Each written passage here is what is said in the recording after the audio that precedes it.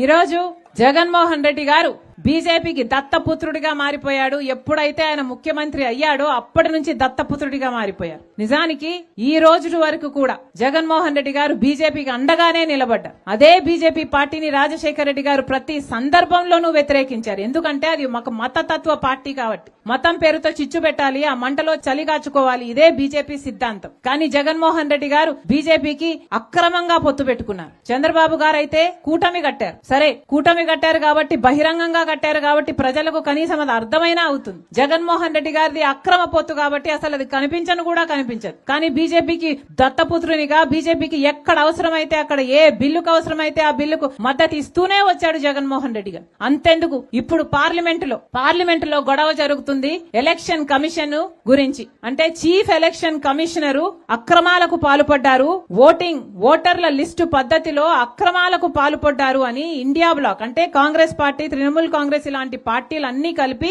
ఈయన మీద no trust అన్నట్టుగా ఈయనని తొలగించాలి అని పార్లమెంటులో నోటీసులు కూడా ఇచ్చారు. కానీ దీనికి ఎంత మటుకు జగన్మోహన్ రెడ్డి గారు మద్దతు ఇస్తారో చూడాలి. ఇప్పటి వరకు జగన్మోహన్ రెడ్డి గారు బీదేడుపులు ఏడ్చారు. ఎలక్షన్లలో మేము ఓడిపోవడం అన్యాయం అన్నారు, ఈవీఎంలలో మోసం జరిగింది అన్నారు, అక్క చెల్లెమ్మలు నాకెందుకు ఓటేయలేదో అర్థం కావటం లేదన్నారు, పెన్షన్లు తీసుకుంటున్న వారు నాకెందుకు ఓటు పడలేదో అర్థం కావడం లేదన్నారు. మరి నిజంగానే జగన్మోహన్ రెడ్డి గారు ఈవీఎంలో అవకతవకలు జరిగాయి అని నమ్మితే మరి ఈ ఎలక్షన్ కమిషనర్ ఎవరైతే ఉన్నారో ఆయనను తొలగించడానికి ఇచ్చిన నోటీసులలో జగన్మోహన్ రెడ్డి గారు మద్దతు ఇవ్వాలి. కానీ జగన్మోహన్ రెడ్డి గారు మోడీకి దత్తపుత్రుడు కాబట్టి మద్దతు ఇవ్వరు. జగన్మోహన్ రెడ్డి గారికి ఈ విషయం మీద నిరూపించుకోవాల్సిన అవసరం ఉంది. నిజంగానే అవకతవకలు జరిగాయి అని మీరు నమ్మితే ఇప్పటికే బీజేపీ ప్రతి వ్యవస్థను తమ గుప్పెట్లో పెట్టుకుంది. సిబిఐ అయినా సరే, ఆర్బీఐ అయినా సరే, స్టాక్ ఎక్స్చేంజ్ అయినా సరే, ఈడీ అయినా సరే, ఇన్కమ్ ట్యాక్స్ అయినా సరే, ఆఖరికి ఎలక్షన్ కమిషన్ అయినా సరే, అన్నిటినీ తమ గుప్పెట్లో పెట్టుకుంది. కానీ ఒక్క నాయకుడు మాట్లాడటం లేదు. కారణం